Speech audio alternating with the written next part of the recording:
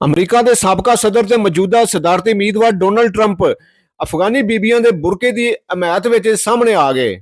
ਸਾਬਕਾ ਅਮਰੀਕੀ ਸਦਰ ਆਪਣੀਆਂ ਵੱਖ-ਵੱਖ ਟਿੱਪਣੀਆਂ ਦੇ ਨਾਲ ਆਪਣੇ ਵਿਰੋਧੀਆਂ ਨੂੰ ਤੇ ਰੁੱਬੜਦੇ ਰਹਿੰਦੇ ਨੇ। ਉੱਥੇ ਹੀ ਕੋਈ ਇੰਜ ਦੀ ਗੱਲ ਵੀ ਕਰ ਦਿੰਦੇ ਨੇ ਜਿਸ ਨੂੰ ਸੁਣ ਕੇ ਬੰਦਾ ਹੈਰਾਨ ਹੀ ਰਹਿ ਜਾਂਦਾ ਹੈ ਕਿ ਟਰੰਪ ਨੇ ਇਹ ਕੀ ਗੱਲ ਕਰ ਦਿੱਤੀ ਹੈ।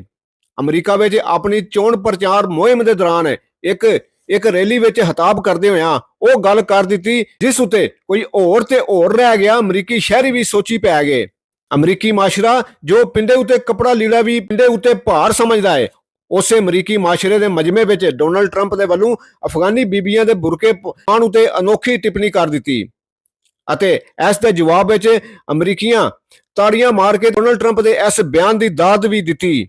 ਡੋਨਲਡ ਟਰੰਪ ਨੇ ਆਖਿਆ ਕਿ ਅਫਗਾਨ ਬੀਬੀਆਂ ਹਜ਼ਾਰਾਂ ਵਰ੍ਹਿਆਂ ਤੋਂ ਪਰਦਾ ਕਰਦੀਆਂ ਆ ਰਹੀਆਂ ਨੇ, ਪਰਦਾ ਕਰਨਾ ਚਾਹੁੰਦੀਆਂ ਨੇ ਤੇ ਅਸੀਂ ਇਸ ਮਾਮਲੇ ਵਿੱਚ ਲੱਤ ਕਾਹਥੋਂ ਡਾਲੀਏ।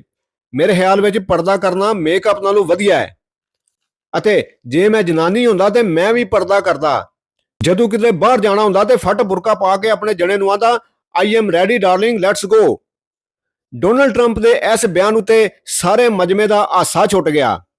ਦਾ ਇੱਕ ਹੋਰ ਵਾਕਿਆ ਕੁਝ ਦਿਨ ਪਹਿਲਾਂ ਡੋਨਲਡ ਟਰੰਪ ਦੇ ਇੱਕ ਟੀਵੀ ਉਤੇ ਫੈਮਿਲੀ ਇੰਟਰਵਿਊ ਦੌਰਾਨ ਵੀ ਪੇਸ਼ ਆਇਆ। ਇੰਜ ਦੀ ਗੱਲ ਜੇਕਰ ਸਾਡੇ ਮਾਸ਼ਰੇ ਵਿੱਚ ਕਿਸੇ ਬੰਦੇ ਵੱਲੋਂ ਕੀਤੀ ਜਾਂਦੀ ਤੇ ਹੋਰੇ ਕੀ ਦਾ ਕੀ ਵਾਪਰ ਜਾਂਦਾ। ਐਵਾਨਿਕਾ ਜੇਕਰ ਮੇਰੀ ਧੀ ਨਾ ਹੁੰਦੀ ਤੇ ਮੇਰੀ ਗਰਲਫ੍ਰੈਂਡ ਹੁੰਦੀ, ਮੈਂ ਇਹਨੂੰ ਡੇਟ ਉਤੇ ਲੈ ਕੇ ਜਾਂਦਾ। ਟਰੰਪ ਦਾ ਇਹ ਬਿਆਨ ਸੁਣ ਕੇ ਵੀ ਅਮਰੀਕੀ ਮਾਸ਼ਰੇ ਦੇ ਲਫੰਗਿਆਂ ਦੇ ਹਾਸੇ ਛੁੱਟ ਗਏ।